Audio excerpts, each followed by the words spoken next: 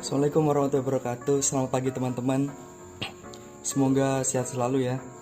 Di sini kami dari kelompok 4 akan presentasikan tentang kalimat efektif dalam karya tulis. Sebelumnya saya perkenalkan dulu anggota kelompok saya. Yang pertama saya sendiri Vicky Mulatul Wahyu. Yang kedua Fajar Azan. Yang ketiga Gede Rizky Setiawan. Yang keempat Agustina Dulistari. Yang kelima Hendy Laksono. Jadi pada pembahasan kali ini kita akan membahas tentang pengertian kalimat. Jadi apa itu kalimat? Kalimat adalah bagian ujaran yang punya struktur minimal subjek, predikat, dan intonasi yang menunjukkan bagian ujaran itu sudah lengkap dengan makna. Jadi kita bahas dulu yang subjek. Nah, subjek itu apa sih? Subjek itu misalnya kayak saya, kalian, kamu, atau siapa gitu. Yang dua, predikat. Misal contohnya kalimat dengan subjek dan predikat. Saya makan. Subjeknya adalah saya dan predikatnya adalah makan. Jadi gitu. Selanjutnya diucapkan dengan intonasi. Jadi kalimat itu juga mempunyai intonasi. Misalkan kita memberi perintah nih. Apa ya? Hendy, tolong ambilkan piring itu dong. Nah, itu termasuk kalimat. Jadi ada intonasinya. Selanjutnya kita akan bahas tentang unsur kalimat. Unsur kalimat adalah fungsi sintaksis yang dalam buku-buku tata bahasa Indonesia lama lazim disebut jabatan kata dan kini disebut peran kata, yaitu subjek, predikat, objek, pelengkap, dan keterangan. Mungkin teman-teman itu ada yang tanyanya, ini kan ada kata sintaksis. Apa itu sintaksis? Jadi sintaksis itu kayak aturan kata. Jadi kalau diterjemahin dari slide ini, yaitu adalah fungsi atau tataran kata yang dalam buku-buku tata bahasa Indonesia lama lazim disebut jabatan kata dan kini disebut peran kata, yaitu subjek, predikat, objek, pelengkap. Nah, jadi yang subjek, predikat, objek itu mempunyai aturan. Nah, itu yang disebut sintaksis. Jadi gitu. Dan untuk penjelasan selanjutnya tentang unsur kalimat akan dijelaskan oleh teman saya. Sekian, terima kasih. Assalamualaikum warahmatullahi wabarakatuh. Perkenalkan, nama saya Hendy Laksono, NIM 1908811000015. Saya di sini akan melanjutkan pembahasan dari kalimat efektif karya tulis, yaitu bagian kalimat efektif. 1. Subjek, 2. Predikat, 3. Objek, 4. Pelengkap, 5. Keterangan. Yang pertama, subjek. Subjek adalah bagian kalimat yang menunjukkan pada pelaku, tokoh, sosok atau benda, sesuatu hal, atau sesuatu masalah yang menjadi pangkal atau pokok pembicaraan. Sebagian besar subjek diisi oleh kata atau frasa benda, atau nominal, klausa, dan frasa verbal. Contoh, ayahku sedang melukis. Itu subjeknya di ayahku. Contoh 2, meja direktur besar. Subjeknya itu meja. Yang kedua, predikat. Predikat adalah bagian kalimat yang memberitahu melakukan tindakan apa atau dalam keadaan bagaimana subjek, yaitu pelaku atau tokoh atau sosok di dalam suatu kalimat. Predikat dapat pula menyatukan sifat, situasi, status, ciri, atau jati diri. Contohnya, kuda meringi, yaitu predikatnya meringi. Contoh 2, ibu sedang tidur siang. Nah, itu predikatnya tidur siang. Yang ketiga, objek. Objek adalah bagian kalimat yang melengkapi P. Objek pada umumnya diisi oleh nominal, frasa nominal, atau klausa. Letak O selalu di belakang P, yang berupa verba transitif, yaitu verba yang menuntut wajib hadirnya O.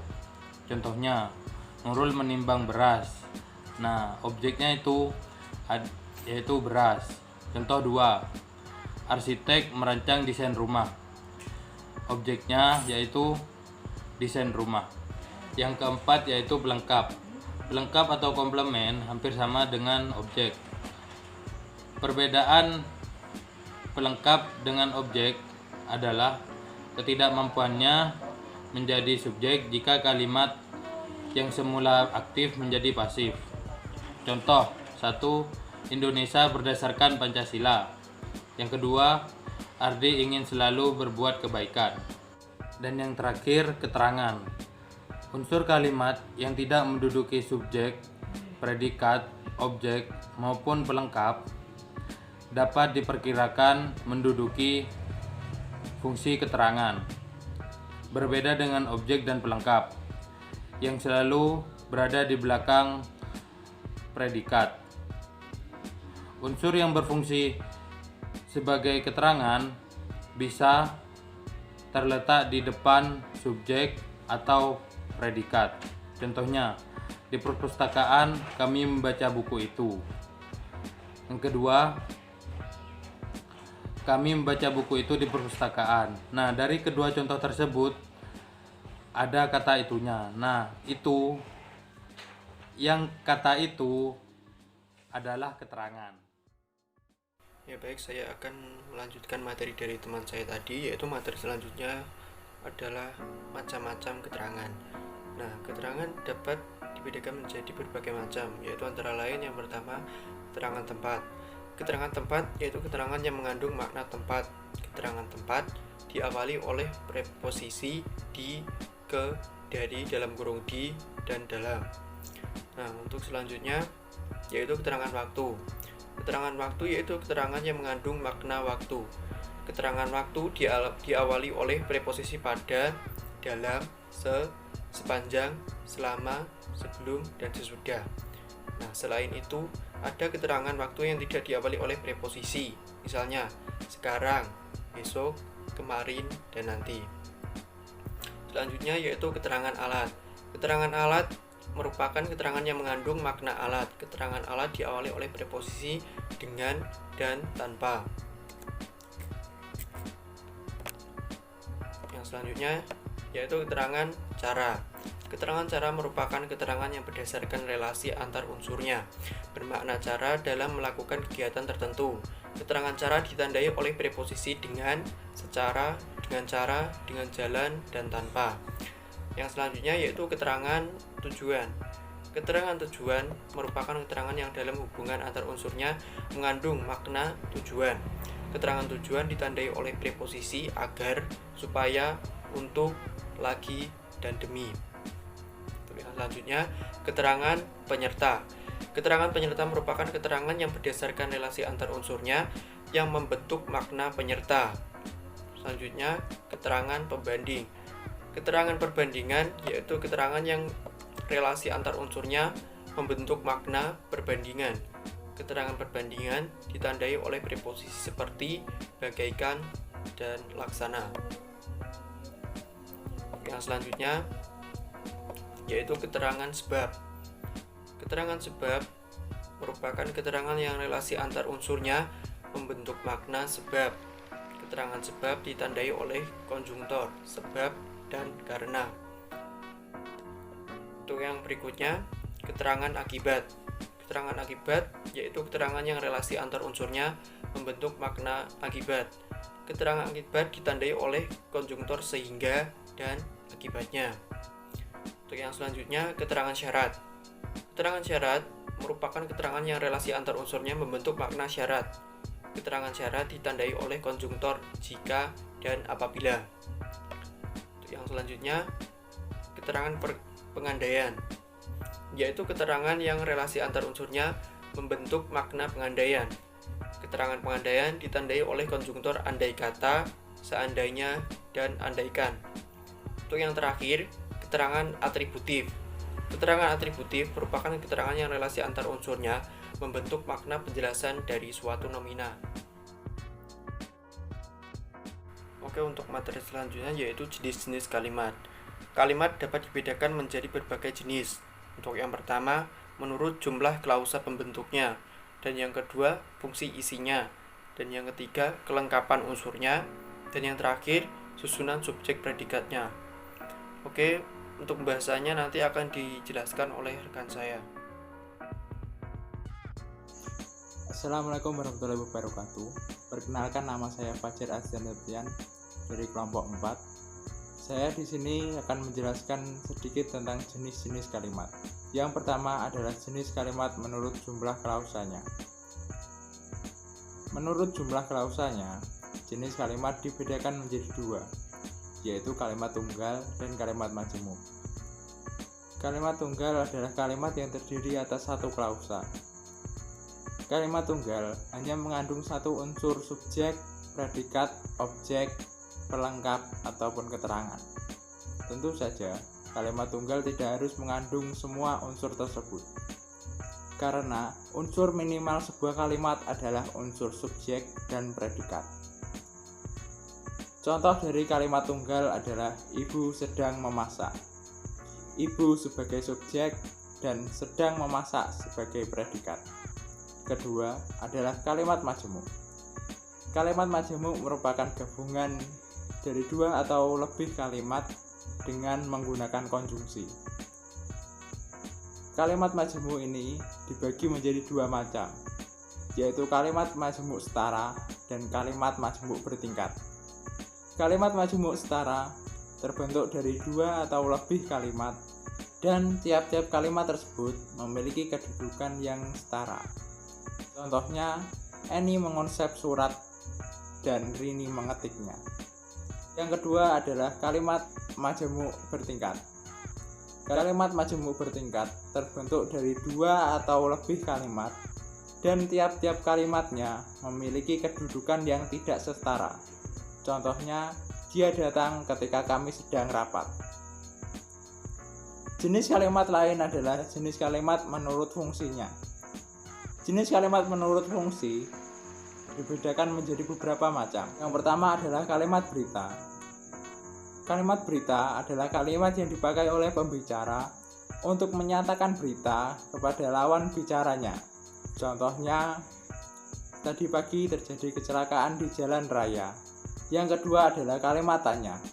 Kalimat tanya adalah kalimat yang dipakai oleh pembicara untuk memperoleh informasi atau reaksi berupa jawaban dari lawan bicaranya. Assalamualaikum warahmatullahi wabarakatuh. Nama saya Agustina Dwestari, NIM 33. Saya di sini akan melanjutkan penjelasan dari teman saya. Kalimat perintah. Kalimat perintah atau imperatif dipakai penutur ingin menyuruh atau melarang orang berbuat sesuatu. Pada bahasa lisan, kalimat ini berintonasi akhir menurun, dan pada bahasa tulis, kalimat itu diakhiri dengan tanda seru ataupun tanda titik. Kalimat perintah dapat dibagi sebagai berikut. 1. Kalimat perintah biasa, yaitu kalimat perintah yang isinya memuat perintah secara langsung untuk melakukan sesuatu. Contohnya, buka pintu itu sekarang. 2. Kalimat perintah ajakan, yaitu kalimat perintah yang memuat ajakan kepada seseorang untuk melakukan sesuatu. Contohnya, ayo ikuti kemana pencuri itu pergi. 3. Kalimat perintah larangan, ditunjukkan untuk melarang seseorang untuk berbuat sesuatu. Contohnya, jangan pukuli kucing itu. 4. Kalimat perintah permintaan atau permohonan, yaitu jenis kalimat perintah yang memuat sesuatu permintaan kepada seseorang untuk melakukan sesuatu. Contohnya, tolong ambilkan makanan. Yang kelima, kalimat perintah sindiran.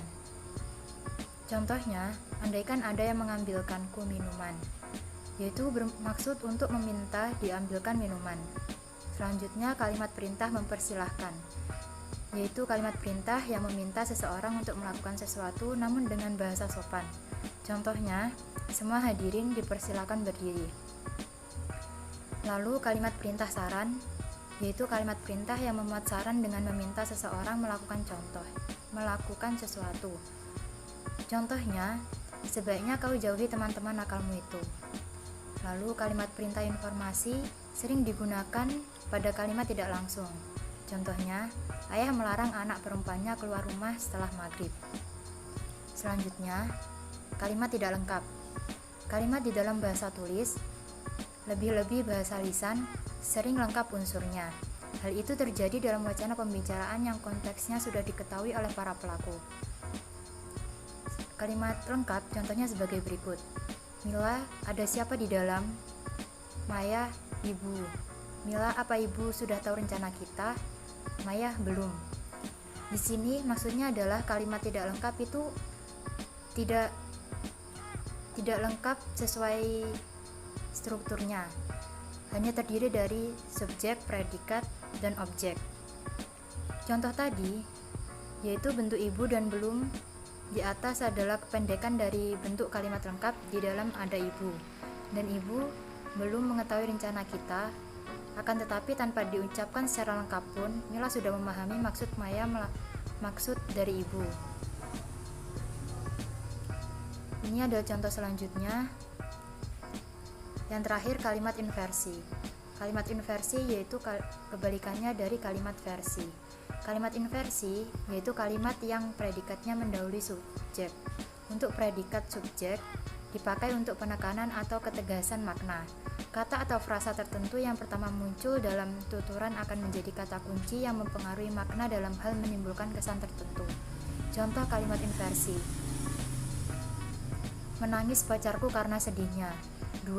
Berlari adik mengejar layangan putus. 3. Matikan televisi itu. 4. Sepakat kami untuk membantu mereka. 5. Tidak dikenal bentuk jamak dalam bahasa Cagil. Sekian dari kelompok kami. Kurang lebihnya mohon maaf. Wassalamualaikum warahmatullahi wabarakatuh.